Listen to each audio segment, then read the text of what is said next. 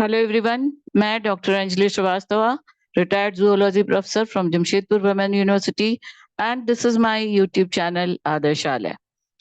हम देख रहे थे, इसके पहले हम देख रहे थे molecular genetics, sorry genetics unit 7 of CBSE NCERT syllabus के हिसाब से क्लास 12 में हमने देखा था जेनेटिक्स एंड इवोल्यूशन, जिसमें हम chapter 5 that is the principles of inheritance and variation हम देख चुके हैं उसकी सीरीज। और उसके बाद हम चैप्टर 6 पर आ गए थे, that is molecular basis of inheritance, जिसमें 3 वीडियोस हम पहले देख चुके हैं। डीएनए का स्ट्रक्चर इंट्रोडक्शन, डीएनए का structure and primary structure, secondary structure, ये सारा हम देख चुके हैं। This is basis of molecular genetics, chemical nature, primary and secondary structure, then DNA packaging, DNA the genetic material, इसके basis पे जितने experiments हैं, transformation, then biochemical experiments and transduction, and then we have done DNA and RNA replication. उसके बाद थोड़ा सा break हो गया था। मैंने ग्रेजुएशन के ईसीसी इंग्लिश के रिक्वेस्ट पर कुछ 8-9 वीडियोस बनाने लग गई थी। आप चाहें तो देख सकते हैं, वो जनरल ग्रामेटिकल पार्ट है जो क्लास 11-12 के लिए भी इक्वली यूजफुल है। Now let us come back to our molecular basis of inheritance, जिसमें हम अब देख रहे हैं, आज हम देखेंगे सेंट्रल डॉग्मा और ट्रांसक्रिप्शन। हमने देखा कि डीएनए और आरएनए जेनेटिक मटेरियल हैं जो कि हेल्प करते हैं बहुत तरह से, मेंडेलियन रूल्स को फॉलो करते हैं, लॉ ऑफ इनहेरिटेंस को फॉलो करते हैं। मेंडल के फैक्टर्स आर नाउ जीन्स, और ये genes these are inherited from generation to generation and they are responsible for expression of character. तो इसके पहले के वीडियोस में हम जेनेटिक मटेरियल का इंफॉर्मेशन, इंपॉर्टेंट कैरेक्टर्स में हम देख चुके हैं। फर्स्ट कैरेक्टर की डीएनए आरएनए को रिप्लिकेट करने के कैपेबल होना चाहिए, पेरेंटल स्ट्रैंड को रख करके उसका रिप्लिका बना करके मल्टीप्लिकेशन हो सके, ताकि exact copies, of course exact copies का मतलब होता है कॉम्प्लीमेंट्री नाइट्रोजनस बेसिस के पेयरिंग के साथ आगे बढ़े। तो वो हो गया रिप्लिकेशन। नाउ अब हम देखने जा रहे हैं रिप्लिकेशन के बाद दूसरा इंपॉर्टेंट कैरेक्टरिस्टिक है डीएनए। जो हम कह रहे हैं डीएनए रिस्पॉन्सिबल एक्सप्रेशन के लिए, डीएनए रिस्पॉन्सिबल है जेनेटिक इंफॉर्मेशन कैरी करने के लिए, तो वो करता कैसे है? Mechanism of expression of gene या expression of character in form of protein is done by DNA but with the help of RNA. DNA itself can not synthesize protein, तो उसको एमआरएनए का हेल्प लेना होता है। तो फ्रांसिस एंड क्रिक ने central dogma of molecular biology, theory of central dogma of molecular biology दी, जिसके हिसाब से डीएनए पहला तो अपना रिप्लिकेट करता है, अपने तरह के डीएनए की कॉपीज बनाता है, फिर उसके बाद first step of transcription, first step of gene expression का स्टेप है transcription. that may be defined as NCERT के exact language में copying of genetic information from one DNA strand। अब ये यहाँ पे ध्यान दीजिए, from one DNA strand into RNA by RNA polymerase। अब ये RNA polymerase यहाँ पे DNA dependent RNA polymerase होगा। तो दिस इज, आज जो हम देखने जा रहे हैं बहुत शॉर्ट है, इसी को हम आगे थोड़ा डिटेल में एक्सप्लेन करके देखते हैं कि ट्रांसक्रिप्शन यूनिट की तरह ट्रांसक्रिप्शन काम करता है। डीएनए के मैसेजेस को इनकोड कर देता है डीएनए आरएनएज में। आरएनए 3 तरह के होते हैं, मैसेंजर आरएनए, राइबोसोमल आरएनए और transfer RNA. Ribosomal RNA ribosomes बनाते हैं एंडोप्लाज्मिक रेटिकुलम पे, which is the site of protein synthesis. Then transfer RNA scattered रहते हैं साइटोप्लाज्म में, जो अमाइनो एसिड्स को पिक करते हैं और राइबोसोमल आरएनए तक ले जाते हैं। मैसेंजर आरएनए न्यूक्लियस में बनने के बाद यूकैरियोट्स में ऑफ कोर्स साइटोप्लाज्म में आता है, ये पहुंचता है राइबोसोम तक, और यहाँ पर ये साइट ऑफ प्रोटीन सिंथेसिस है जहाँ पे प्रोटीन बनना शुरू होता है। ये transcription in prokaryotes and transcription in eukaryotes are basically the same structures. जो important differences we will see in the next, आगे हम देखेंगे। Again this is the introductory slide जो हम पहले देख चुके हैं। डीएनए आरएनए किस तरह से जेनेटिक मटेरियल की तरह काम करते हैं। डीएनए स्पेसिफिकली, अब it is established with the experiments that DNA is specifically responsible for carrying the characters as well as expression of characters, but expression of character is the functional part of the DNA, जो उसके particular length DNA के करते हैं, और उस length को जो functional part DNA का है उसको हम सिस्ट्रॉन कहते हैं। सिस्ट्रॉन अगर रिकॉम्बिनेशन का काम करता है वो डीएनए, तो उसको हम रिकॉन कहते हैं। म्यूटेशन के लिए रिस्पॉन्सिबल स्पेसिफिक पोर्शन डीएनए का म्यूटॉन कहलाता है। रिप्लिकेशन के लिए स्पेसिफिक सीक्वेंस या स्पेसिफिक लेंथ ऑफ डीएनए रिप्लिकॉन कहलाता है। और अब हम देखने जा रहे हैं ट्रांसक्रिप्शन में। ये ट्रांसक्रिप्शन में सिस्ट्रॉन एक्चुअली स्ट्रक्चरल जीन का पार्ट होता है। ये ट्रांसक्रिप्शनल यूनिट की तरह डीएनए स्ट्रैंड काम करता है। That we will see in the upcoming slide. एक बार शॉर्ट में समझा करके फिर आप स्लाइड्स में डिफरेंट बहुत सारे 38 स्लाइड तक इसका प्रेजेंटेशन है, जिनमें आपको बहुत से अच्छे से डिटेल में डायग्राम्स एंड डिस्क्रिप्शंस नोट्स के पर्पस से दिए हुए हैं। Now, two important terms will come in the transcription mechanism. First is the spliceosome that we will see ahead, and cryptogram, that is the coded language of genetic information. जो DNA code कर देता है genetic information mRNA में, that is in form of cryptogram. So these are the certain important facts. Now, this is again the introductory paragraph का ये भी slide हम पहले देख करके आ रहे हैं। इसमें जो important points we are going to see are these 2 points. यहाँ पे replication हम देख चुके हैं, mutation and recombination we have already seen in the first series, chapter 5 में ही हम देख चुके हैं। अब यहाँ पे this is the main point that we are going to see, DNA transcription and replication और DNA transcription का भी बहुत बार क्वेश्चन आता है एनसीईआरटी में भी, और इवन नीट में तो काफी बार आया है। इवन आपके ग्रेजुएशन लेवल के लिए भी इम्पोर्टेंट है कि replication and transcription can be are the part of the central dogma. This is the central dogma given by Francis and Crick, according to the theory of central dogma of molecular biology given by Francis and Crick. DNA replicates itself to produce the different multiplicas or replicas of DNA through the process of replication. And then for the gene expression, the first step is transcription, जिसमें DNA अपने message को RNA में encode करता है, और ये RNA फिर यहाँ से साइटोप्लाज्म से बाहर जाता है यूकैरियोट्स में। और चूंकि साइटोप्लाज्म में ही प्रोकैरियोट में डीएनए भी रहता है, तो प्रोकैरियोट साइटोप्लाज्म में ही किसी भी दोनों स्थिति में ट्रांसक्रिप्शन से आरएनए बनता है। डीएनए अपना मैसेज एनकोड कर देता है इसमें, और ये आरएनए फिर सिंथेसाइज करता है protein, and this overall process is called as central dogma. So central dogma is the basis of the protein synthesis, that is the gene expression, the function gene expression functional कैसे होता है, that is explained in the central dogma by the Francis and Crick in the theory of central dogma of molecular biology. So this is the replication and this is transcription. Replication and transcription में बहुत सारी समानताएं हैं।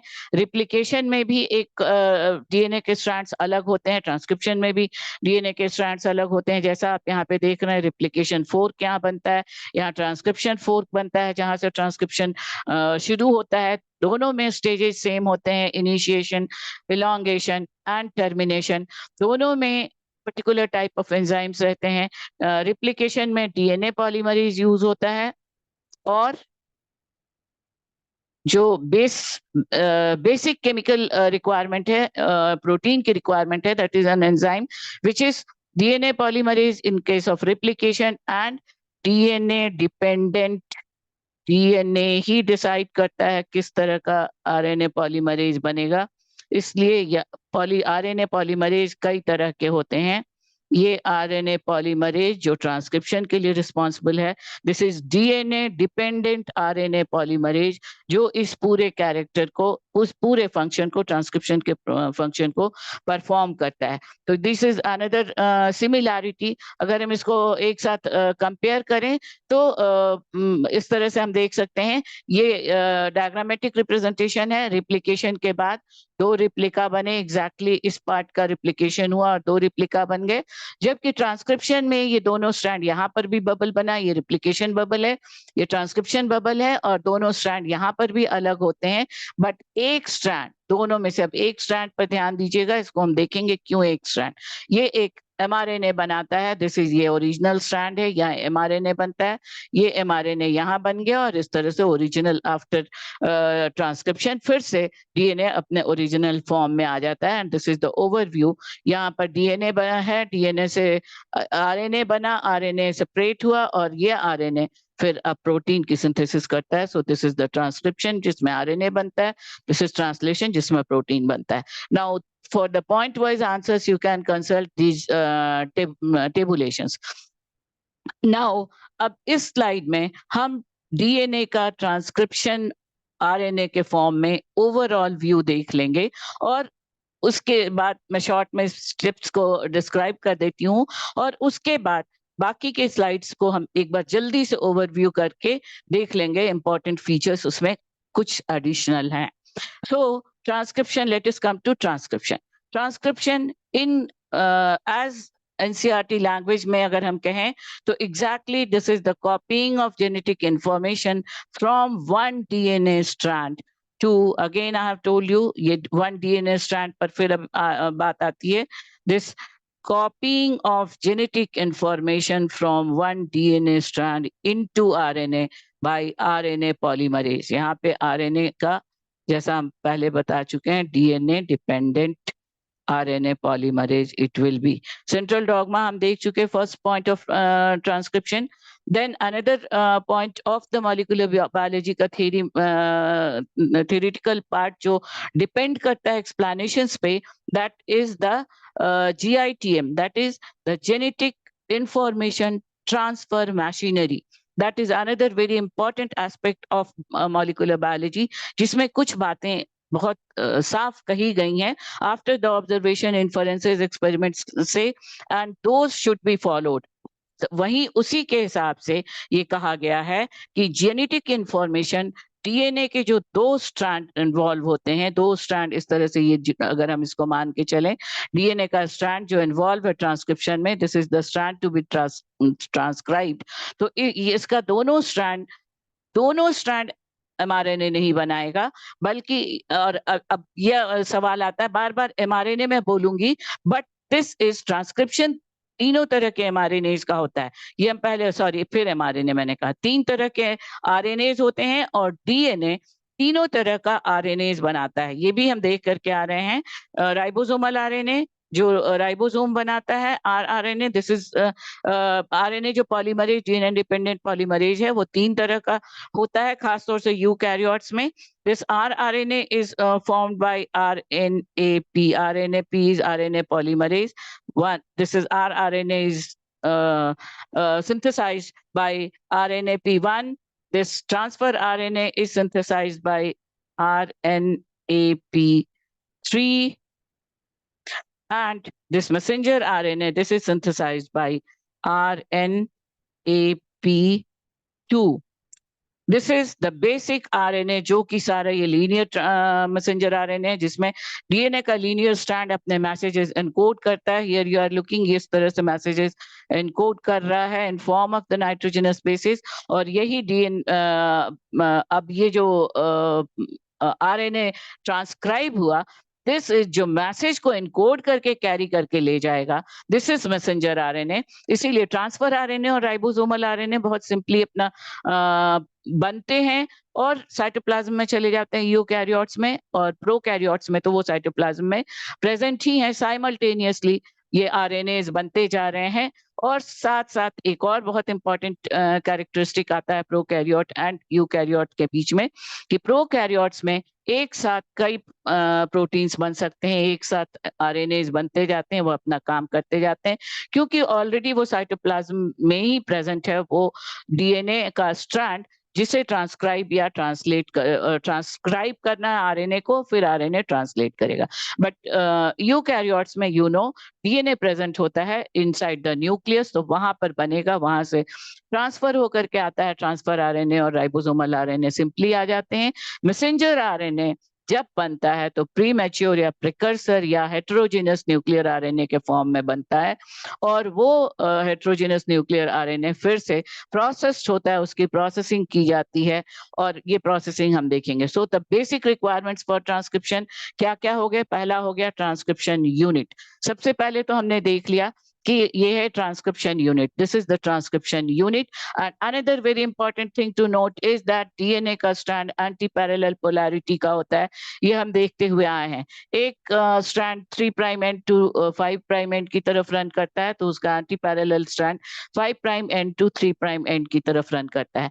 और यहाँ पे फिर वो बात स्टैंड करती है जो रेप्लिकेशन में हमने देखा था कि आरएनए पॉलीमरेज जो डीएनए बनाए या आरएनए बनाए, रेप्लिकेशन में वो डीएनए का स्ट्रैंड बना रहा था, ट्रांसक्रिप्शन में वो आरएनए का स्ट्रैंड बनाएगा, आरएनए पॉलीमरेज, वो हमेशा 5 prime end to 3 prime end की तरफ ही काम करता है। So this is one very important thing. अब ये ट्रांसक्रिप्शन, जो ट्रांसक्रिप्शन के लिए जो यूनिट रिक्वायर्ड है, पूरा का पूरा डीएनए एक साथ एमआरएनए नहीं बनाने लगता है। जीनोम में जितने भी डीएनए हैं, उसका फ्रैक्शन जो प्रोटीन बनाना है उससे रिलेटेड जो स्ट्रैंड है, उससे रिलेटेड जो कोड एनकोडेड है डीएनए में। अब ये जेनेटिक कोड में हम देखेंगे इसके बाद कि ये एनकोडेड कोड क्या होते हैं, कोडॉन्स क्या होते हैं। उन कोड्स को रीड करके मैसेज आरएनए कॉपी करेगा, उसके लिए जो स्ट्रैंड यूज होता है that is called as the DNA particular strand, जो ट्रांसक्रिप्शनल यूनिट कहलाता है। और इस ट्रांसक्रिप्शनल यूनिट में 3 सीक्वेंस ऑफ जीन्स होते हैं, 2 छोटे सीक्वेंस होते हैं, that is the initiator gene and या promoter gene and terminator gene, और बीच में होता है स्ट्रक्चरल जीन जो आरएनए को ट्रांसक्राइब करने जा रहा है। तो अब ये स्ट्रक्चरल जीन में ये जो 2 स्ट्रैंड्स हैं, 3 prime end to 5 prime end 5 prime end to 3 prime end, इनमें से सिर्फ कोई एक स्ट्रैंड एक्टिवेट होगा। फिर ये देखेंगे कोई एक क्यों, इसमें भी सिर्फ कोई एक नहीं, this is the universal rule कि आरएनए पॉलीमरेज हमेशा 5 एंड टू 3 एंड रन करता है। तो एंटी पैरेलल स्ट्रैंड इसका ये होगा 3, जो जिसकी पोलैरिटी है 3 prime end to 5 prime end. This is I think ये आपको क्लियर होगा कि this is 3 prime end 5 prime end, DNA का वो स्ट्रैंड है, और दूसरा स्ट्रैंड है एंटी पैरेलल होगा तो 5 prime end to 3 prime end. अब जो डीएनए का स्ट्रैंड सिंथेसाइज होने जा रहा है वो सिंथेसाइज होता है हमेशा 5 prime end to 3 prime end के डायरेक्शन में। ये आरएनए पॉलीमरेज की खासियत है, पॉलीमरेज की खासियत है, चाहे वो डीएनए पॉलीमरेज हो, चाहे वो डीएनए डिपेंडेंट यहाँ आरएनए पॉलीमरेज हो। तो नेचुरली एंटी पैरेलल पोलैरिटी वाला कंसेप्ट तो जेनेटिक इंफॉर्मेशन ट्रांसफर मशीनरी में जो इंफॉर्मेशन है या सेंट्रल डॉगमा की जो मॉलिक्यूलर बायोलॉजी की थ्योरी है, दोनों के ही हिसाब से एंटी पैरेलल पोलैरिटी एग्जिस्ट करेगा हर केस में। एंड दैट सेज कि ये जो 5 एंड है इसको बनाने का काम 3 prime end to 5 prime end वाला ही स्ट्रैंड करेगा। अब यहीं पे एक क्वेश्चन उठता है कि क्यों एक ही स्ट्रैंड बनाता है, ये दोनों स्ट्रैंड क्यों नहीं बना सकते हैं? इसके लिए the explanations have been given कि अगर ये दोनों स्ट्रैंड बनाते हैं तो then what may be the condition। अगर यहाँ पे मान लीजिए ये एक स्ट्रैंड है, ये एक स्ट्रैंड है, यहाँ से एक सीक्वेंस है फर्स्ट स्ट्रैंड का 3 prime end to 5 prime end and 5 prime end to 3 prime end, यहाँ पर नाइट्रोजनस बेसिस का दूसरा सीक्वेंस है, और यहाँ पे बन रहा है मैसेंजर आरएनए। सपोज यहाँ पे अगर हम ये क्वेश्चन, जैसा मैंने आपको पहले भी समझाया है कि आज लेटेस्ट थ्योरी साइंस में जितने भी इन्वेंशंस हो रहे हैं, पहले उनके लिए ऑब्जर्वेशंस होते हैं, फिर इन्फरेंस होते हैं। पहले ये मेथड था, अब होता है इन्फरेंस एंड देन ऑब्जर्व करके कंफर्म किया जाता है।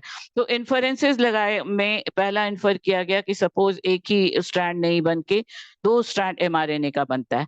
तो यहाँ पे एक चीज और याद रखिएगा, हमेशा जो पोलैरिटी हो रही है, जो एंटी पैरेलल नाइट्रोजनस बेसिस में पेयरिंग हो रही है, तो ये जो थाइमीन जो है डीएनए का, ये हो जाएगा इसकी जगह पे रिप्लेस हो जाता है यूरासिल।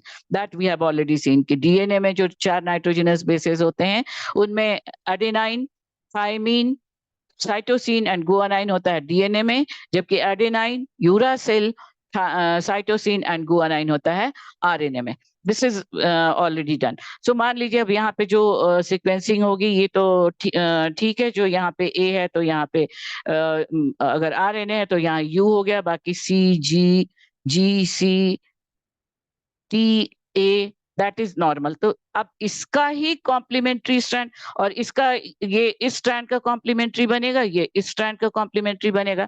तो आप जानते हैं ये दोनों तो कॉम्प्लीमेंट्री हैं। अगर यहाँ पे एक और स्ट्रैंड का, this is T, this is a, this is a, this is T, ये ऑलरेडी है यहाँ पर। अगर यहाँ पे ए है तो यहाँ पे टी है, तो नेचुरली जो दूसरा स्ट्रैंड बनेगा वहां यहाँ पर आ जाएगा फिर से ए। तो अगर आप इसका शेप स्ट्रक्चर देखें, इस यहाँ पे आप देख सकते हैं, ये फर्स्ट स्ट्रैंड है, ये सेकेंड स्ट्रैंड है, और ये जो नया mRNA बना है या RNA बना है, अभी हम यही कंसिडर करें, तो आप देखिए it is exactly like this second strand. A T U की जगह पे, टी की जगह यहाँ यू होगा, जी ए। तो एग्जैक्टली ये दो स्ट्रैंड मतलब ये जो स्ट्रैंड बनेगा, ये स्ट्रैंड इसका कॉम्प्लीमेंट्री होगा, ये स्ट्रैंड इसका कॉम्प्लीमेंट्री होगा। तो ये जो दो RNA हैं, mRNA ही बार बार आ रहा है क्योंकि एक्चुअली जहां भी आप पढ़ेंगे भी तो आप देखेंगे ज्यादातर mRNA को ही बेसिक माना जाता है, ट्रांसक्रिप्शन के लिए बेसिस मान के चलते हैं, but this should B RNA only. तो ये दो एग्जैक्टली एक दूसरे के आइडेंटिकल हो गए, तो ये तो फिर बिल्कुल ही अलग तो रह ही नहीं सकते कॉम्प्लीमेंट्री स्ट्रैंड से, तो ये ज्वाइन कर जाएंगे, चिपक जाएंगे और एक डबल स्ट्रैंडेड mRNA बना देंगे। But genetic information transfer machinery में कहीं पर भी डबल स्ट्रैंडेड mRNA का एग्जिस्टेंस नहीं है। This can not be done, it is not existing, double stranded mRNA is not found, ये नहीं पाया जाता है। तो इसलिए ऐसा नहीं हो सकता है कि दो डबल स्ट्रैंडेड RNA एक प्रोटीन, कौन सा प्रोटीन बनाएगा, this will be very confusing, क्योंकि डीएनए का तो अंडरस्टूड है कि दोनों अलग होंगे, एक स्ट्रैंड जो 3 end sorry prime end run कर रहा है वो 5 prime end to 3 prime end का स्ट्रैंड बनाएगा। ये ऑब्जर्वेशन से प्रूफ हो चुका है। So these are all things, हमेशा दिमाग में रखिए कि ये सारी चीजें प्रकृति कर रही है, हम उसको ऑब्जर्व करके इंफॉर्मेशन कलेक्ट कर रहे हैं। प्रकृति हमारे हिसाब से नहीं चल रही है, हम प्रकृति को जानने की कोशिश कर रहे हैं। सो ये एक थ्योरी हो गई, ये डिस्कार्ड किया जा चुका क्योंकि डबल स्ट्रैंडेड mRNA कैसा प्रोटीन बनाएगा, this could not be understand, ये कौन सा प्रोटीन बनाएगा। अब मान लीजिए कि दूसरी चीज मान लेते हैं कि ये डबल स्ट्रैंडेड mRNA नहीं बन करके दोनों अपना अपना mRNA बनाते हैं। एक mRNA बनाता है ये स्ट्रैंड, दूसरा mRNA बनाता है ये स्ट्रैंड, सेकेंड स्ट्रैंड। अब तो दो mRNA बन गए, this is RNA1, this is RNA2। तो दो RNA बन गए, तो दोनों अपना अपना प्रोटीन बनाएंगे। तो एक डीएनए के स्ट्रैंड से एक प्रोटीन 1 बना, एक प्रोटीन 2 बना। Again this is against the central dogma of molecular biology theory and genetic information transfer machinery theory कि एक डीएनए का स्ट्रैंड से एक समय में एक ही तरह का प्रोटीन बन सकता है, एक समय में एक डीएनए स्ट्रैंड से दो प्रोटीन्स नहीं बन सकते हैं। सो ये theory, again this theory doesn't stand कि डीएनए के दो स्ट्रैंड्स दो mRNA बना देंगे और दो mRNA अपना अपना प्रोटीन बनाएंगे। So all these theories were discarded. So this is established now. This question is very important for NEET and class 12 examinations जिस भी syllabus में हो, कि एक स्ट्रैंड, दो डीएनए के स्ट्रैंड में से एक स्ट्रैंड टेम्पलेट स्ट्रैंड की तरह काम करता है, और इसको हम टेम्पलेट स्ट्रैंड भी कहते हैं, नॉन कोडिंग स्ट्रैंड। अब now again remember, this is non coding strand, मतलब ये जो कोडिंग स्ट्रैंड बना, ये जो this is the non coding strand, this one is जो टेम्पलेट स्ट्रैंड है 5 एंड 3 एंड जिसमें है, वो जिसका कॉम्प्लीमेंट्री स्ट्रैंड बन रहा है वो नॉन कोडिंग स्ट्रैंड है या टेम्पलेट स्ट्रैंड है या एंटीसेंस स्ट्रैंड है, क्योंकि जो mRNA बना है वो जो सेकेंड स्ट्रैंड जो है DNA का जिससे नहीं बना है, जो नॉन टेम्पलेट स्ट्रैंड है, उसके एग्जैक्टली आइडेंटिकल है ऑलमोस्ट, खाली T और U को छोड़ दें तो इसलिए इस स्ट्रैंड को कहते हैं नॉन टेम्पलेट और कोडिंग और सेंसिबल स्ट्रैंड। और जो स्ट्रैंड जिसका जो 3' में रन कर रहा है, जिससे कि काम करेगा, जिसके अकॉर्डिंगली काम करेगा 5' to 3' RNA बनेगा, वो स्ट्रैंड है टेम्पलेट स्ट्रैंड या नॉन कोडिंग या एंटीसेंस स्ट्रैंड। और जो सेकेंड जिसके जैसा बन रहा है mRNA, that is the coding strand और सेंसिबल स्ट्रैंड और non template strand. So these are the requirements. ये इंपॉर्टेंट रिक्वायरमेंट्स हो गए। Structural transcription unit with the promoter gene, terminator gene and structural gene DNA का वो template strand का वो part जो टर्मिनेटर, प्रोमोटर एंड टर्मिनेटर के बीच में है, और जो RNA बनाएगा वो स्ट्रक्चरल जीन है। Now this promoter gene always it is said to be that it is towards the 5' end, upstream and, इसीलिए इसको कहते हैं कि ये आगे बढ़ता है। अब यहाँ पे देखिए शुरू तो हो रहा है 3' एंड से प्रोमोटर जीन, बट यहाँ पर जो बन रहा है मैसेंजर RNA उसका भी 5' एंड है, और जिस कोडिंग स्ट्रैंड का ये इक्विवेलेंट है, आइडेंटिकल है, उसमें भी 5' एंड है। तो इसलिए प्रोमोटर जीन को कहते हैं this is located at the 5' end of non-template strand of DNA and the newly synthesizing newly synthesizing RNA strand. This is the promoter upstream की तरफ है, this is upstream। अब ये सारी चीजें आपको नीचे लिखे हुए स्लाइड्स में मिल जाएंगी, ये लिखने में बहुत टाइम लगता है। Then comes the terminator gene, this is again the small sequence of DNA, जहां पर पहुंच करके RNA का ट्रांसक्रिप्शन जो हो रहा है, जो स्ट्रक्चरल जीन का, जब ये यहाँ पे पहुंचता है तो ये प्रोसेस स्टॉप हो जाता है, टर्मिनेट हो जाता है, and that is why this gene is called as terminator gene. And because this is running towards the 3' end of the non-template strand as well as of the RNA strand जो synthesize हो रहा है, so this is the downstream, नीचे की तरफ आ रहा है, downstream end की तरफ इसकी running कहते हैं। So this is the structural unit of transcriptional unit and this is the way now the transcription process is going on. So ये हो गया आपके requirements, RNA polymerase हो गया, प्रोमोटर जीन हो गया, टर्मिनेटर जीन हो गया, स्ट्रक्चरल जीन हो गया। अब आगे कुछ और इंपॉर्टेंट जो रिक्वायरमेंट्स हैं उनमें ये प्रोमोटर जीन जब काम करेगा, प्रोमोटर जीन पर आकर के RNA पॉलीमरेज ज्वाइन करेगा और शुरू होगा ट्रांसक्रिप्शन प्रोसेस। तो अगर यहाँ पे देखें, this is the central dogma and this is the process. यहाँ पर this is the structural gene. एक स्लाइड हमने देखा, ये हम देख चुके हैं रिप्लिकेशन वर्सेस ट्रांसक्रिप्शन। नाउ अब ठीक है, हम आगे देख लेंगे और प्रोसेसेस, अभी हम फटाफट प्रोसेसेस देख लें। तो यहाँ पर अब एक स्ट्रक्चरल जीन आकर के जुड़ता है, इस स्ट्रक्चरल जीन से आकर के जुड़ेगा एक particular, so this is the transcriptional unit, promoter हो गया, RNA coding region हो गया, terminator हो गया, these all things I think you must be clear. Now let us see the process of transcription. Transcription के process को अगर हम मैंने शॉर्ट में यहाँ पे बताने की आपको कोशिश की है। Steps of transcription, it is divided into 3 steps again like the replication, initiation, elongation and termination. Initiation में कोई एक स्ट्रैंड, कोई एक फिर नहीं, 3 and 5' strand, this is the 5' end and 3' end, and second will be 3' end and 5' end. So this strand will start working at that point of initiation. Initiation के लिए हमने देखा कि प्रोमोटर जीन है। अब ये प्रोमोटर जीन अपने आप काम नहीं कर रहा है, ये प्रोमोटर जीन है और ये ब्लू कलर का है, ये है आपका RNA पॉलीमरेज, जो यहाँ पर आकर के ज्वाइन करेगा और ज्वाइन करने के साथ एक ट्रांसक्रिप्शन बबल बनेगा। ट्रांसक्रिप्शन बबल का मतलब हुआ दोनों स्ट्रैंड अलग होने लग गए हैं, जो this is the first stage of the transcription, जिसमें इनिशिएशन के साथ ही ये आरएनए पॉलीमरेज प्रोमोटर जीन से ज्वाइन करता है और इसके साथ ही ट्रांसक्रिप्शन बबल बनने लग जाएगा। दोनों ये इस तरह यहाँ पर केमिकल इवेंट्स होते हैं, वो केमिकल बायोकेमिकल इवेंट्स में डिटेल्स आएंगे, जिनके बदौलत जो डीएनए के स्ट्रैंड थे, जो यूकैरियोट में टीए का सीक्वेंस होता है और प्रोकैरियोट में इसको तोड़ने के लिए एक फैक्टर आता है which is called as sigma factor. Now ये सारी चीजें अभी आप सिर्फ ध्यान से सुनते चलिए, हर चीज आगे की स्लाइड्स में नोट्स के लिए आपको दिए हुए हैं with diagrams. This is the RNA polymerase enzyme, यहाँ पे दिस इज 5 एंड, यहाँ पे दिस शुड बी 3 एंड पे रन कर रहा है। एक्चुअली ये 3 एंड प्राइम एंड दोनों तरफ जो दिया हुआ है, so this is the 3 and this is the 5 and.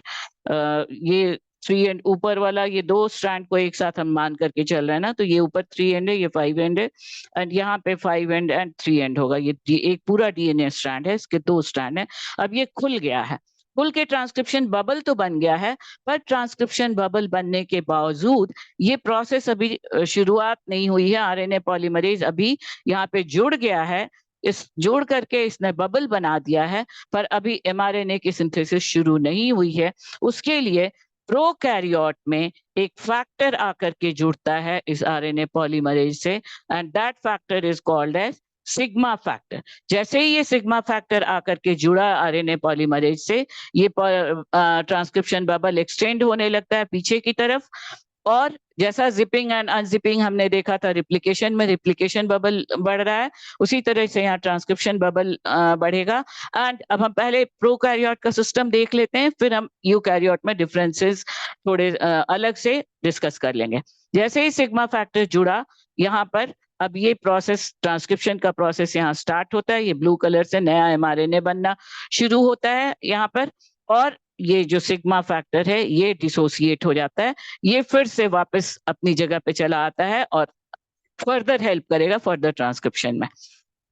Now there is no use of sigma factor. अब यूकैरियोट में इस सिग्मा फैक्टर की जगह पर particular type of terminator initiator codons होते हैं, जिनमें टाटा बॉक्स जिसको कहते हैं टीए का सीक्वेंस होता है, that also details has been given in the slides. उनकी सहायता से प्रोसेस इनिशिएट होता है। So this is the initiation process. Then comes steps, आप यहाँ पे इसको देख ले सकते हैं, इतने स्टेप्स में लिखें या शॉर्ट में लिखें, नोट्स मैंने अलग से दे दिए हैं। Then start the second step, that is the elongation. और इलोंगेशन के दौरान ये जो स्ट्रक्चरल जीन है, यहाँ पे जितने नाइट्रोजनस बेसेस हैं उनकी पेयरिंग होगी और एमआरएनए बनेगा अकॉर्डिंगली। दिस एमआरएनए ये बन रहा है, एक्सटेंड होता चला जा रहा है, और जैसे जैसे ये आगे बढ़ेगा इस दिस डायरेक्शन में, दिस इज एक्सटेंडिंग हियर, और यहाँ पर आकर के अब यहाँ जब ये this is the transcription, this is the presentation will be like this, इस तरह से ये आगे बढ़ेगा और इस तरफ से पतला होता चला जाएगा ट्रांसक्रिप्शन बबल, और ये यहाँ पर आकर के अब ये transcription, this is the 5 end to 3 end ये बढ़ रहा है, and this should be the 3 end to 5 end. यहाँ पे आकर के अब ये यहाँ पर है टर्मिनेटर फैक्टर, जो या टर्मिनेटर रीजन, जिसको प्रोकैरियोट्स में जहाँ पर प्रोसेस बंद हो जाएगा, प्रोटीन सिंथेसिस का process, transcription sorry mRNA synthesis का प्रोसेस टर्मिनेट होगा, and that is done with the help of another factor which is called as rho factor. This is the rho factor. यहाँ पर जब transcription bubble पहुंचेगा, RNA polymerase rho factor से join करके rho factor भी अलग हो जाएगा, पॉलीमरेज आरएनए पॉलीमरेज भी अलग हो जाएगा, और नया एमआरएनए सिंथेसाइज होकर के नया आरएनए रादर सिंथेसाइज होकर के रेडी है। अब अगर ये ट्रांसफर आरएनए है तो ये अमाइनो एसिड को पिक करने के लिए रेडी होगा। राइबोसोमल आरएनए है तो ये आरएनए को राइबोसोम बनाएगा।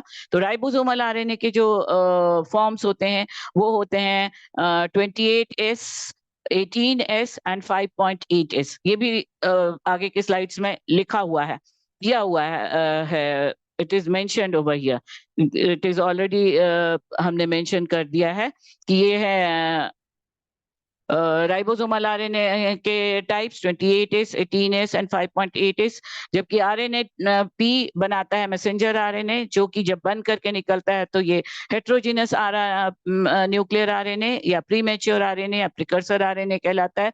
और आरएनए P3 बनाता है ट्रांसफर आरएनए, जो 5SR RNA and SN RNA होता है, that is small regulatory RNA और स्मॉल न्यूक्लियर आरएनए। तो these are the things given here. हम देख रहे थे, अभी हम प्रोसेस पर आ जाएं, फिर से एक बार प्रोसेस को एक बार कंप्लीट कर लें, फिर हम ये पॉइंट्स पर, लिखे हुए पॉइंट्स पर आएंगे। Now so this is the strand. अब यहाँ पे ये स्टेज हो गया, फर्स्ट स्टेज ट्रांसक्रिप्शन हो गया। सेकेंड स्टेज में ये है सिग्मा फैक्टर आकर के जुड़ा, सिग्मा फैक्टर अलग हो गया। यहाँ से ये प्रोसेस आगे बढ़ता रहता है, आरएनए की सिंथेसिस हो रही है, इलॉन्गेशन हो रहा है, 5 to 3 end 5 prime end to 3 prime end की तरफ आरएनए की प्रोसेशन प्रोग्रेसिंग हो रही है। ट्रांसक्रिप्शन बबल भी उसी तरह अकॉर्डिंगली आगे बढ़ रहा है, और अल्टीमेटली रो फैक्टर से प्रोकैरियोट में ये टर्मिनेट कर जाता है। यहाँ this is the in prokaryote. अब यहाँ पे रो फैक्टर आकर के जुड़ता है, और इस तरह से अब यहाँ पॉलीमरेज भी अलग हो जाता है। This polymerase is also separated यहाँ पे, और ये सेपरेट हो जाता है rho factor and RNAP। Colours पर आप ध्यान दीजिएगा, it should be black and it should be green. तो ये दोनों अलग हो गए, और अब ये नया ये डीएनए स्ट्रैंड दोनों वापस, डीएनए के जो 2 ओरिजिनल स्ट्रैंड थे वो अपने डबल हेलिकल फॉर्म में आ जाते हैं, और ये नया mRNA ट्रांसक्राइब हो गया या RNA ट्रांसक्राइब हो गया। अब ये प्रोकैरियोट में ये जो RNA बना, this RNA is polycistronic in prokaryotes. Poly मतलब बहुत, प्रोकैरियोटिक ट्रांसक्रिप्शन और यूकैरियोटिक ट्रांसक्रिप्शन का बेसिक बहुत बड़ा डिफरेंस ये है कि प्रोकैरियोटिक ट्रांसक्रिप्शन चूंकि साइटोप्लाज्म में हो रहा है, वहां न्यूक्लियस तो है नहीं, तो एक साथ जो मैसेंजर आरएनए का जितना पार्ट बन गया वो एक राइबोसोम से अटैच होकर के एक प्रोटीन का चेन बनाना शुरू कर सकता है। तो इस तरह से एक साथ कई सारे पॉलीराइबोसोम्स बन जाते हैं in case of prokaryotic transcription, और ये पॉलीराइबोसोम्स फिर से एक साथ मल्टीपल प्रोटीन्स बना सकते हैं। So this is called as polycistronic structural DNA strand या स्ट्रक्चरल जीन, जो एक साथ एक से ज्यादा प्रोटीन्स बना सकते हैं, जबकि ये मोनोसिस्टोनिक होता है in case of eukaryotes. Eukaryotes में जो आरएनए सेपरेट होता है, specifically messenger RNA, transfer RNA और राइबोसोमल आरएनए को तो साइटोप्लाज्म में आकर के काम करना है। ट्रांसफर आरएनए साइटोप्लाज्म में रहता है, वो अमाइनो एसिड्स को पिक करके ले जाता है, वो ट्रांसलेशन में हम देख लेंगे, और राइबोसोम पर जाकर के पॉलीपेप्टाइड चेन बनाता है, और राइबोसोमल आरएनए राइबोसोम्स बनाते हैं यूकैरियोट्स में। और मैसेंजर आरएनए जो बनता है, that messenger RNA is formed in form of hnRNA। जब ये nascent mRNA बनता है ट्रांसक्रिप्शन के बाद, तो this is called as heterogeneous nuclear RNA और प्रिकर्सर आरएनए और प्रीमैच्योर आरएनए। अब ये आरएनए 3 सेगमेंट्स का बना हुआ होता है। दिस इज ये हो गया आपका पॉलीराइबोसोम, ये प्रोकैरियोटिक ट्रांसक्रिप्शन है, and this is the eukaryotic transcription, जिसमें ये जो राइबोसोम बना, ये 3 रीजन्स के बने हुए होते हैं। जस्ट आपको समझाने के लिए इसका फेयर डायग्राम हमने स्लाइड्स में दिया हुआ है। ये यहाँ पर बीच बीच में ये थिक रीजन्स हो जाते हैं, ये कहलाते हैं functional parts of this premature और precursor RNA. These are the exons or the functional parts, और ये जो बीच बीच के रीजन्स हैं, these are the introns और the non-functional part। ये प्रोटीन नहीं बनाते हैं, ये प्रोटीन बनाते हैं। एक्सॉन्स प्रोटीन बनाने वाले रीजन्स हैं। जिस तरह से पूरा डीएनए आरएनए नहीं बनाता है, डीएनए के का एक पर्टिकुलर स्ट्रेंथ, पर्टिकुलर लेंथ बनाता है, उसी तरह से पूरा आरएनए प्रोटीन नहीं बनाता है। आरएनए के एक्सॉन्स वाले पार्ट ही प्रोटीन बनाते हैं, न्यूली फॉर्म्ड आरएनए के। तो अब इनको फंक्शनल बनाने के लिए इस तरह से ये फंक्शन कैसे करेंगे? जब इनको प्रोटीन की सिंथेसिस करनी है तो एमआरएनए को, तो कोडिंग एंटी कोडिंग पेयरिंग होती है, एंटी कोडॉन कोडॉन पेयरिंग होती है, वो हम ट्रांसलेशन में देखेंगे। उसके लिए जरूरी है कि एक ऐसा एमआरएनए बने जिसमें सारे एक्सॉन सी एक्सॉन्स हो, सारे फंक्शनल पार्ट हो। तो अब ये काम 3 स्टेप्स में होता है, that is called as processing of hnRNA, and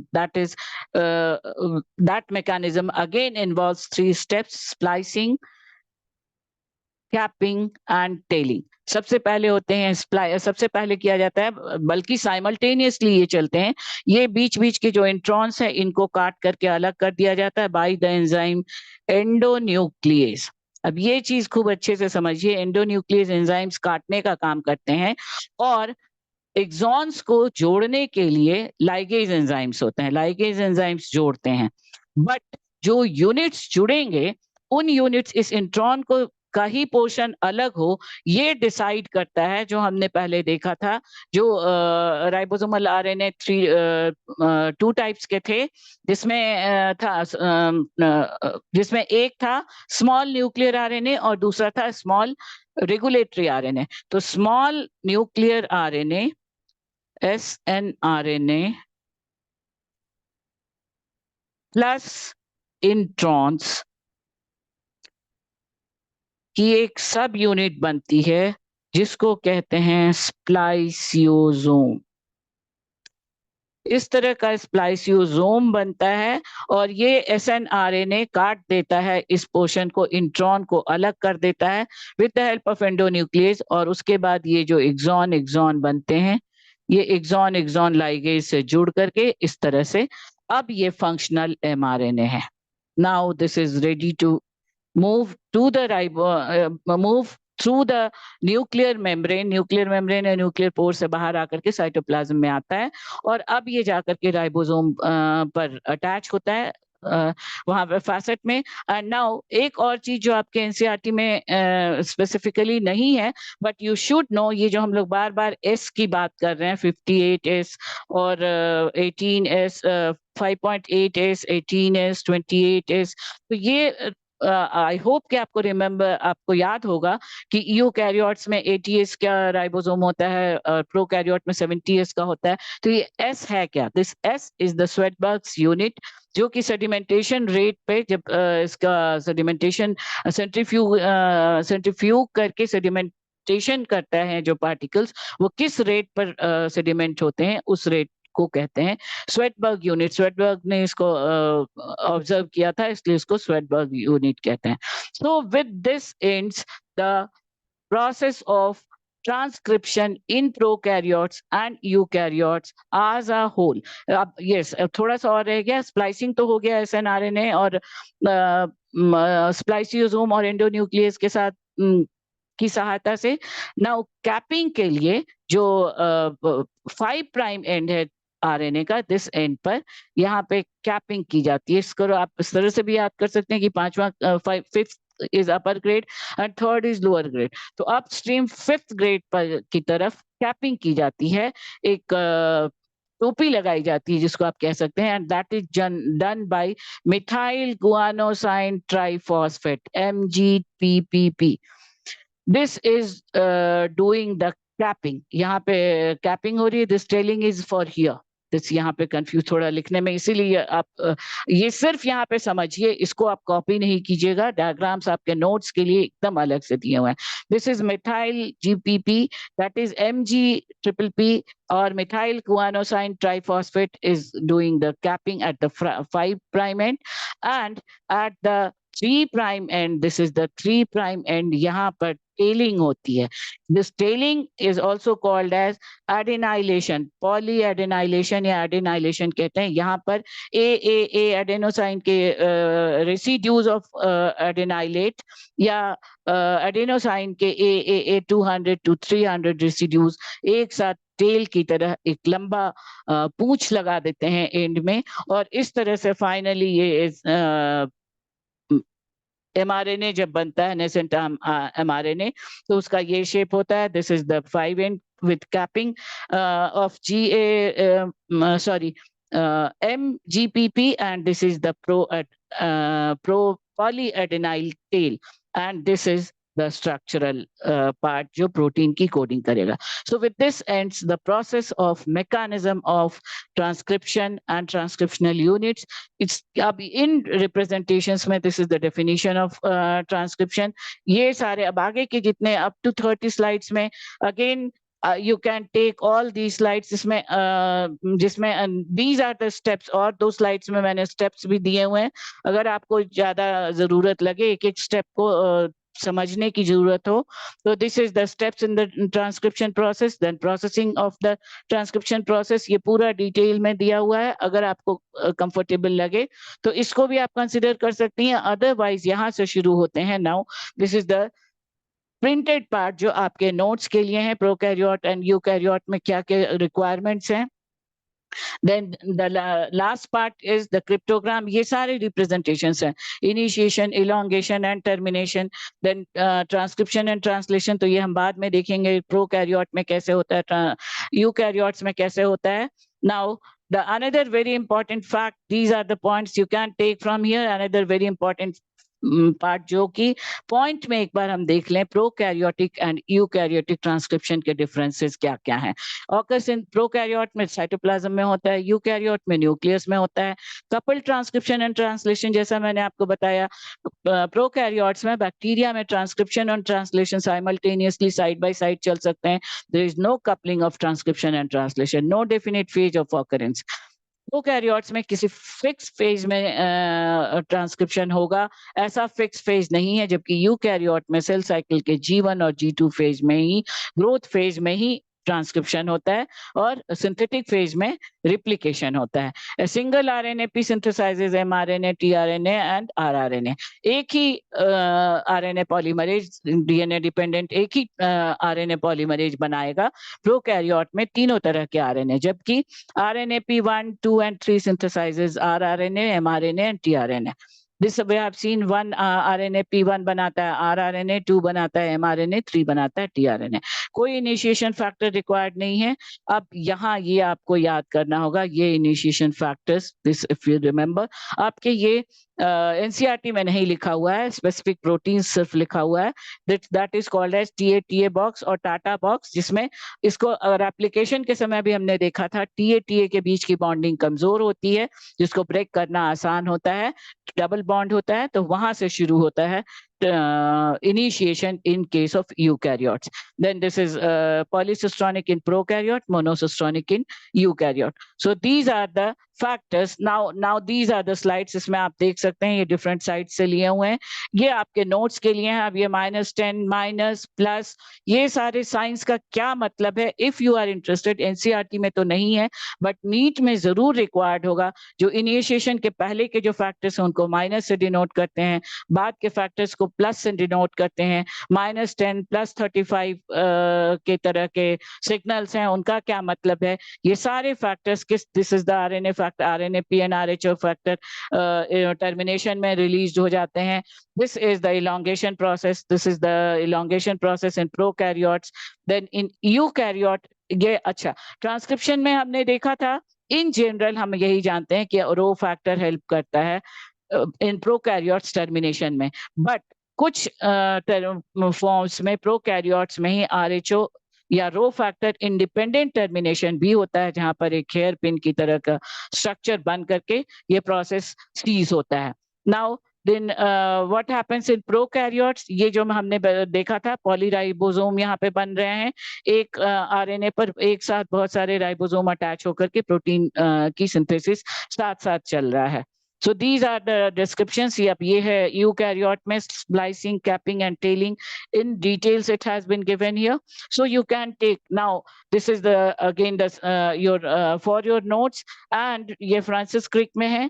Now in this slide this transcription, ये 21 नंबर आपको याद होगा, मैंने बताया था कि किसी एक साइड पे पूरा molecular basis of inheritance 1 to 23 points में लिखा हुआ है, तो उसमें 21 पॉइंट है। तो अगेन अभी चूंकि वो भी मैंने दिए हुए हैं नोट में, तो वो मैंने अलग नहीं किया। This is the 22nd point and 23rd point में आ जाएगा ट्रांसक्रिप्शन यूकैरियोट्स है, और उसके बाद 24 25 में ट्रांसलेशन आता है। So that you can see, this is the again in points in tabular form representation, transcription in prokaryote and eukaryotes that you can take here.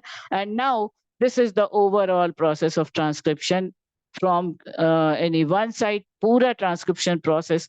अगर आप यहाँ एक साथ ट्रांसक्रिप्शन सेंट्रल डॉगमा से शुरू होता है, उसके बाद इसमें स्ट्रक्चरल जीन क्या है, प्रोमोटर क्या है, टर्मिनेटर क्या है, ट्रांसक्रिप्शनल यूनिट क्या है, ये सारा डिटेल्स, टाइप्स ऑफ आरएनए है, initiation, then elongation, then termination, then prokaryote, then eukaryote.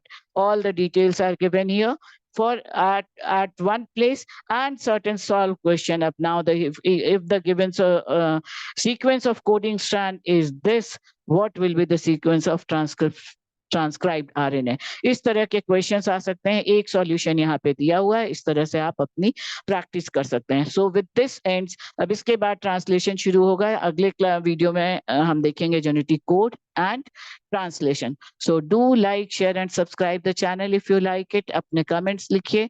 और अब हम इस डिस्क्रिप्शन बॉक्स में कुछ पॉइंट्स जरूर देखिए, ताकि आपको अपने नोट्स बनाने में हेल्प मिले। Do like, share and subscribe the channel and press the bell icon